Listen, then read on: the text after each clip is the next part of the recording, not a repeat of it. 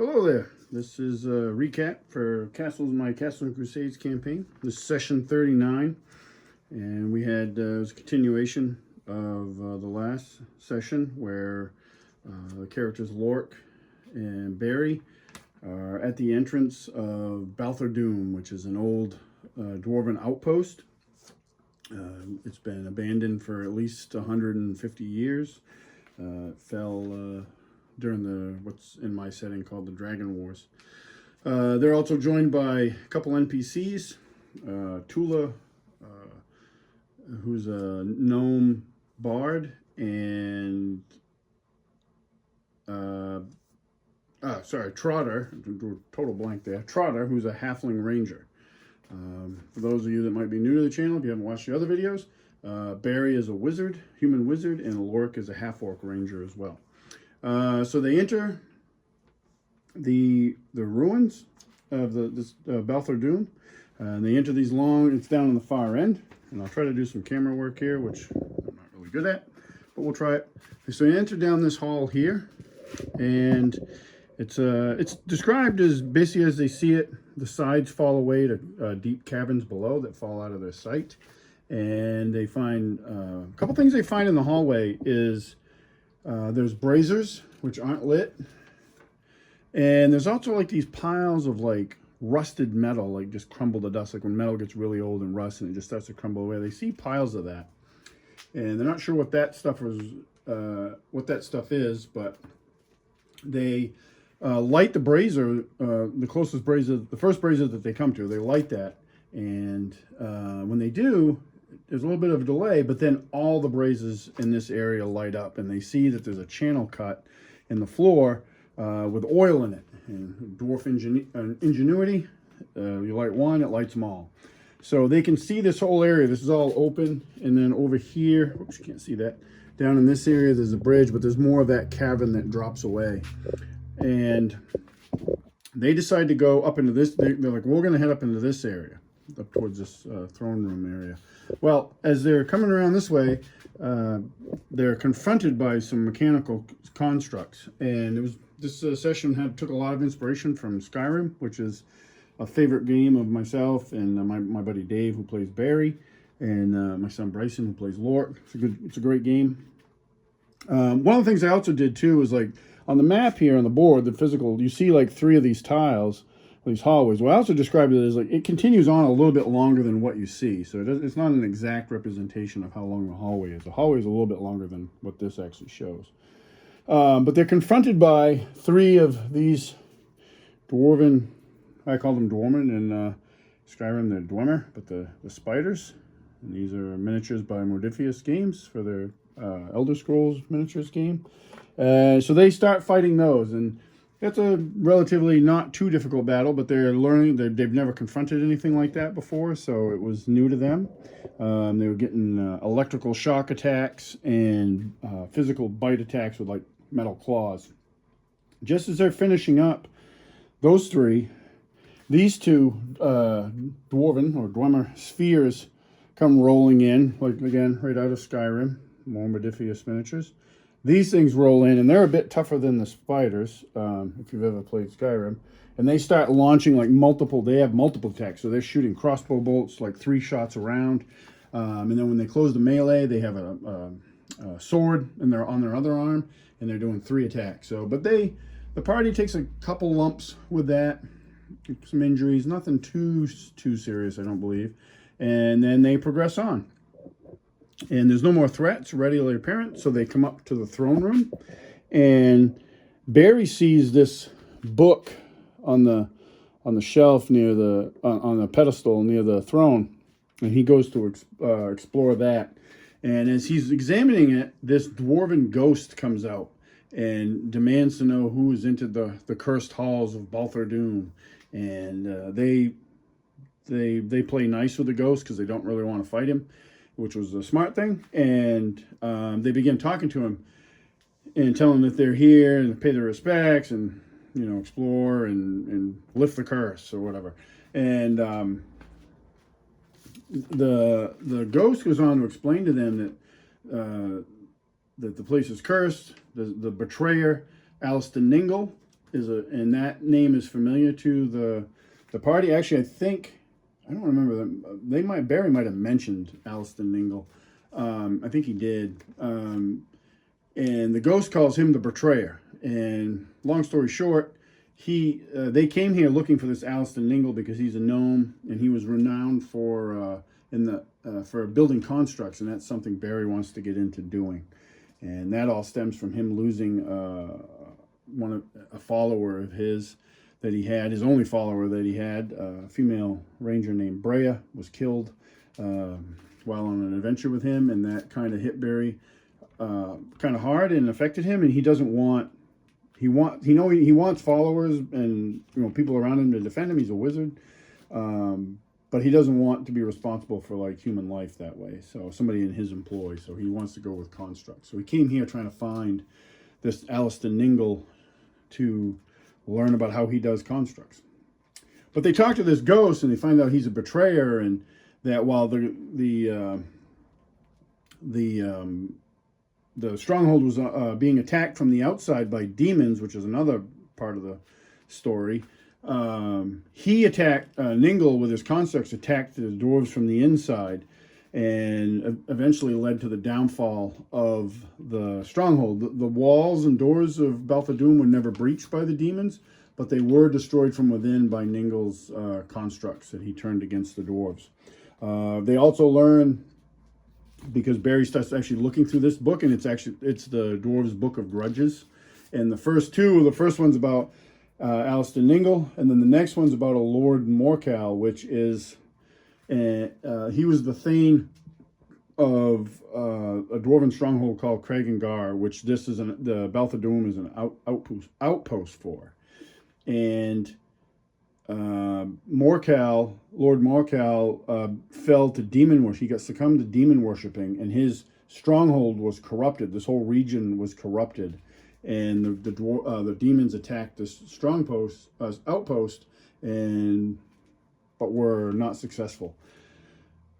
Anyway, so they learn these things. So they vow to, they kind of get the impression that they weren't sure with Alaston Ningle, because his backstory was he came from this gnome village, the same one Tula's from, just a time before hers, and he was banished because his constructs killed fellow gnomes, and they weren't sure if that was an accident or whatnot. But now they're kind of debating, was that an accident or was that something he did intentionally? So there was some inner debate, especially with Barry, about I don't know if I want to learn from this guy, if all his constructs, or if he's just crazy or whatnot. So there was a little bit of struggle there, debating, not struggle, but debating on, I'm not sure how this is going to go. So when they finished talking to the ghost, they decided to head further in. So they actually go over to the other side there where you see the stairs, and descend down. And again, this is another part where what you see is smaller than what it was. So I described basically the steps in Moria, the Bridge of Khazad-dûm, that area. So they go down quite a ways, and as they go down, you're getting warmer and warmer and warmer until they get to the bottom and they realize they're at the forge. And the forge is at the far end of this, and along the way there's tables and benches where the dwarves would do their work. And at the far end of it, at the top of the forge, they see a very large construct. And over there, let's see if I can grab him and show you up close. Oh, God. Let's see. So we got this guy here. Sorry about that weird camera angle. So got this guy here. This is a WizKids miniature that I painted. But he's at the top. And they're like, well, we don't really want to mess with him.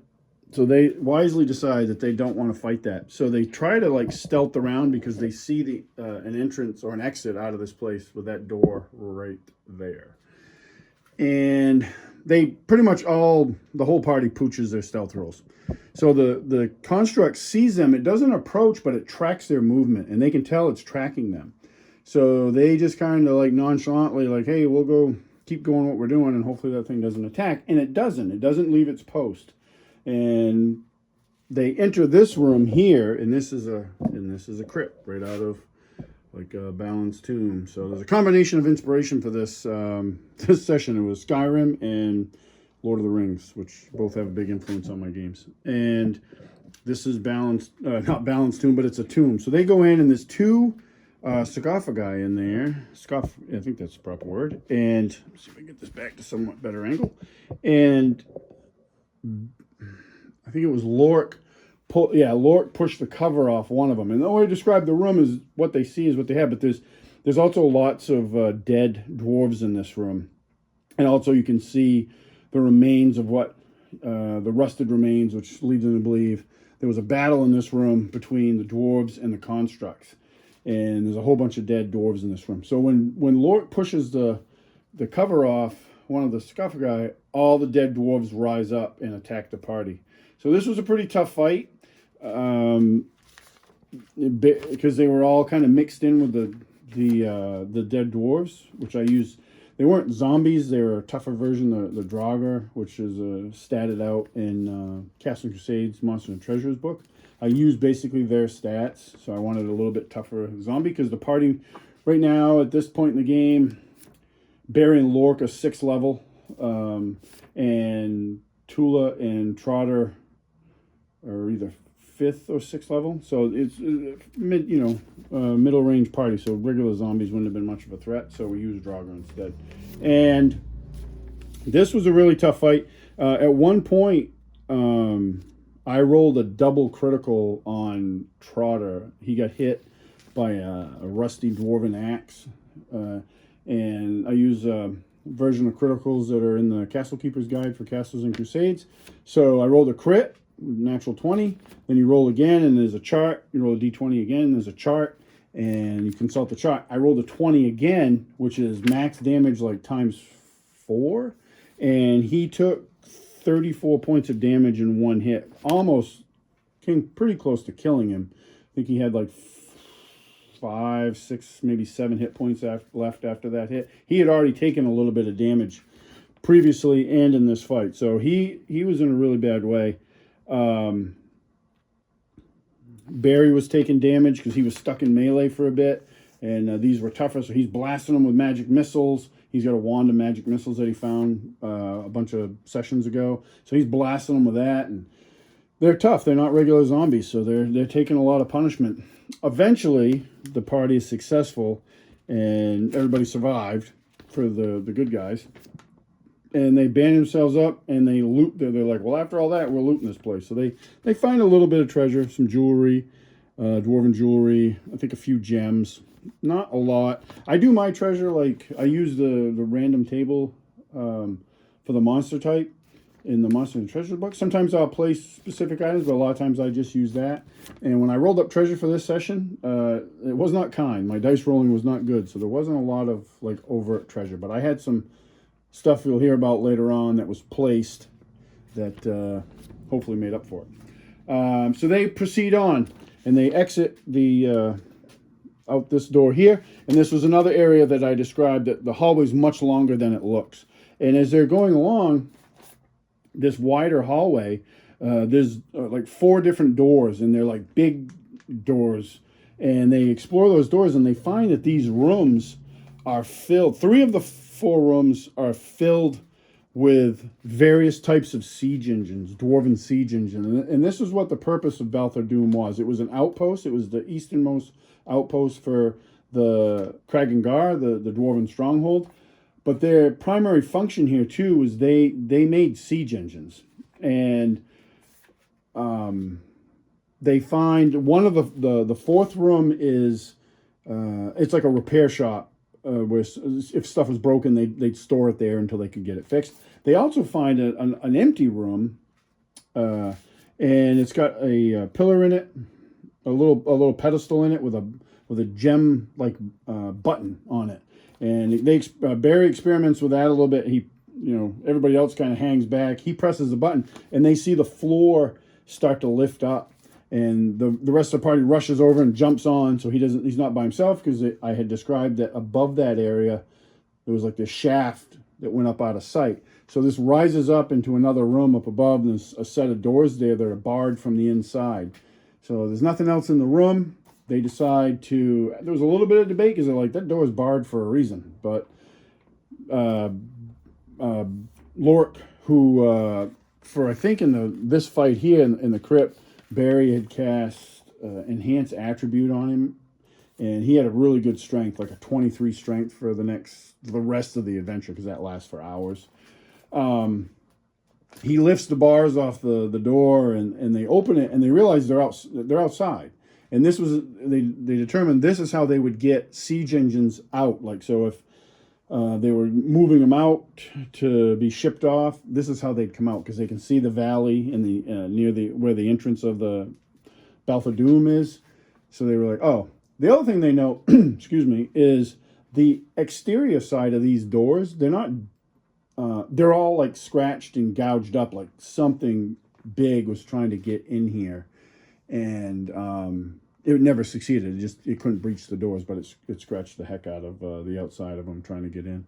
And this kind of plays back now. The party, I think, the players are kind of putting things together, because in the last session, when they were in the near the entrance of Balthordum, they were attacked by a Vrock demon, and now they're kind of putting things together.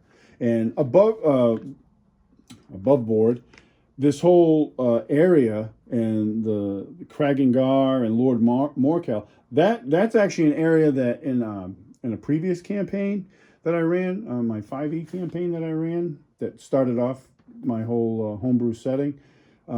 The party went there and to retrieve something. So the players had kind of forgotten that, because it was several years ago.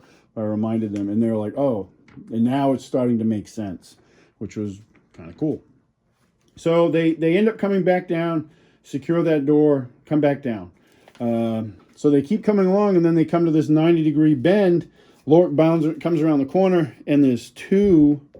We're back to some Skyrim-style miniatures. These guys here are waiting for him, the Dwemer Ballista, Dwarven Ballista. And we rolled for surprise. Lork wasn't surprised, so there was no surprise round, which I was trying to get, but it didn't happen. And so they start fighting. And my dice roller was either very cold or very hot in this session. Like, there was not much of a middle ground.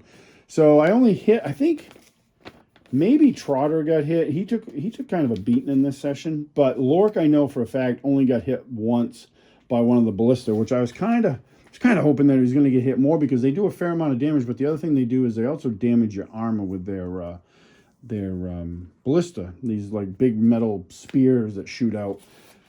And you take damage, but then your armor also loses a point of protection every time you get hit. So that only happened to him once, which I think, even though it only happened once, it also put a little bit of an alarm into Lork and my son, who was like, oh, that's not good. So, but they finished those guys off and enter this room, and then they're in kind of the heart of where they needed to go. This is the laboratory of Aliston Ningle, the gnome. And so they come in, and they see most of this. I described most of this to them. And Ningle sees them. This is Aliston Ningle. He's a gnome.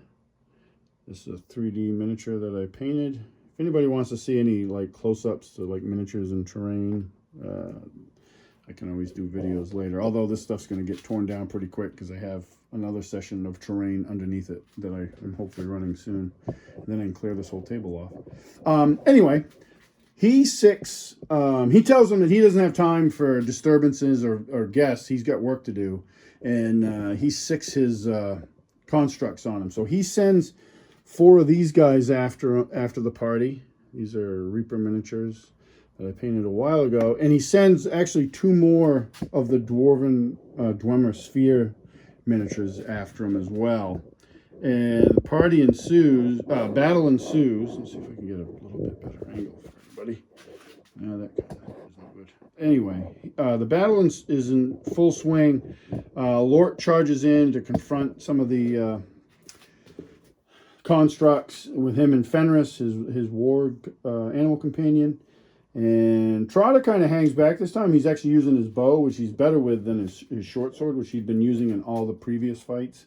So he's laying in. But they end up getting closed on. Ningle, I'll back up a little bit. Barry actually drops a fireball before the charge, literally at the feet of Trotter and Lork. and singes up, does good damage. Like he damages 4 of the constructs out of the 6, and whittles them down quite a bit because I don't think I made any saves, so they took the full damage of the fireball. And then the charge happens. Well, Ningle comes over and he follows suits, and I drop a fireball on the group here, and it was Trotter, Barry, and Tula, and dropped the fireball, and I rolled the worst damage, almost minimum damage. I rolled 8D, I think it was 8D6, and over half of those were 1s. Like it was, I joked about afterwards because I was so upset that my dice rolling was so bad. I joked that he was so, Ningle was so upset with himself, he just threw himself into this big brazier and ended it. He didn't do that, but that's what I joked about him doing, because I was like, that's the worst rolling I've ever seen for fireball. So they go back and forth.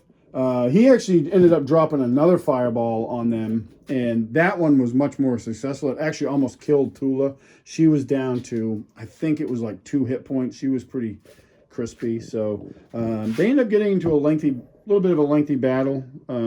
Everybody took a little bit of damage. Barry was beaten down, the fireballs and stuff. He made his saves, but he's a wizard, so he still doesn't have a lot of hit points. So you take a few of those and it's still going to hurt.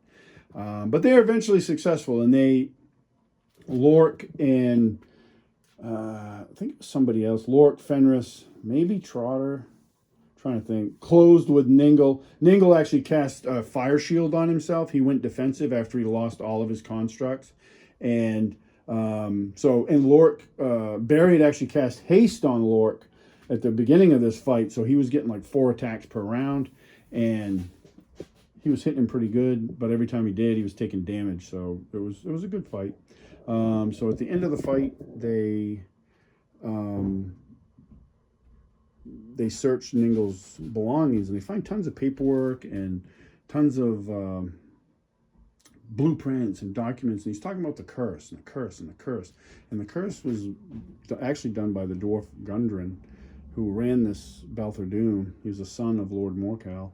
He cursed Ningle, so the reason, like, every time they killed a construct, they just crumbled to dust, is nothing would last. And that was Gundren's curse. And it's now been, when they killed Ningle, Gundren, the ghost, reappeared and basically told them that the curse had been lifted. And he, searching through the notes, they find Ningle makes a lot of references to something called the Architect. And he makes repeated references about him, like guiding him and teaching him, and he could bring sentience to constructs and a construct army and all this stuff. And Barry's like, well, he doesn't want any part of that. But he scoops up his notes. He finds some other things. One of the things that's not on the map, there was a big vat in here filled with oil, and it had like a pulley system with chains going down into it. When they reel it out, there's a inert iron cobra in there. And they learned through his notes that Ningle was making this, but he kept him in the oil because he was trying to preserve it, because he knew everything else, when it took damage, it just crumbled to dust. So they find that. They also find in the notes, there's tons of documents in here about how to build different constructs.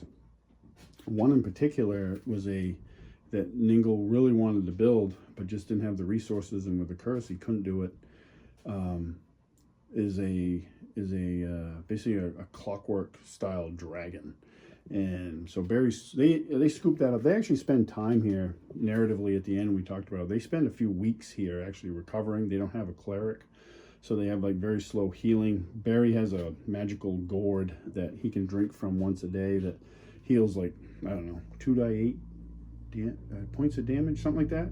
So he drank that until he was healed up, and then he started passing around. But they spent a couple weeks here recovering and exploring and pouring through all of Ningle's paperwork. So there's a lot of potential here down the road for the dwarves can re-inhabit this place.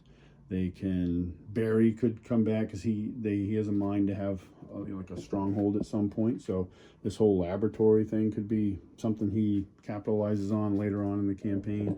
We talked a lot about the whole construct thing, and the big thing with it is time and money, because it's expensive. Like if you wanted to make that clockwork dragon, we're talking hundreds of thousands of gold pieces to build it, and a lot of time.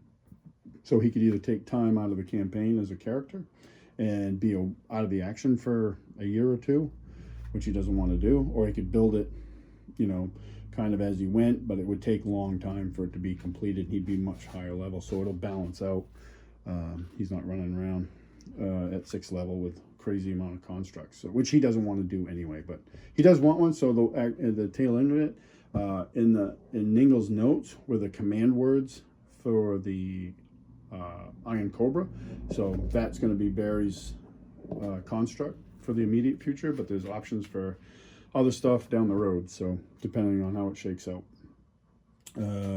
That was the session, real good session. Like I said, it was session 39. This is also July is the anniversary month of the campaign, so it's 2 years for us, which is really good, and it's been a lot of fun. We got plenty ahead. Just on a bookkeeping note, at the end of this session, we doled out all the experience points and stuff, and Lork actually reached 7th level. So he's the first 7th level character in the campaign. He's always been a little bit ahead of everybody else, because when I got Castles and Crusades, we did some practice sessions and stuff. Not practice, but like learning the new system coming from 5e. My son and I did, so Lork kind of took off in those sessions, and he kept playing that character when the group started playing. So yeah, it was a real good session, a lot of fun. I had a great time building this. The interesting thing about the terrain is I didn't know, like, I just kept building it and I was like, oh, I don't know if we'll actually finish this session today, which I really wanted to do because I run a West Marches style game, and I wanted to get the party back for for session 40 for the group, which is coming up later this month. I wanted everybody to be back, so I wanted this done, but I kept building, and I'm like, oh, I don't know if we're going to finish. And it was really just, that really was me because of the bulk of the terrain, but like encounter-wise, I think it worked pretty well. It was almost perfect, so it was a real good session. It was a lot of fun. This is a fun table to build. Got to use a lot of different stuff. Dwarven Forge, WizKids. The dwarven looking stuff is all foam stuff that was made by a company called Zitterdice, which is, I think, a German company or something like that, but they're out of business. You actually can't get this stuff anymore, which really stinks, because they had some other pieces that go along with it that I never bought that I really wish I had. And I can't find any of this stuff anymore, because I would probably buy some more of these hallways and stuff if I could find them. Those are all the ones I have. But yeah, that's the session 39. So I appreciate all watching. If you got any comments or questions, feel free to fire them away. And thanks for watching.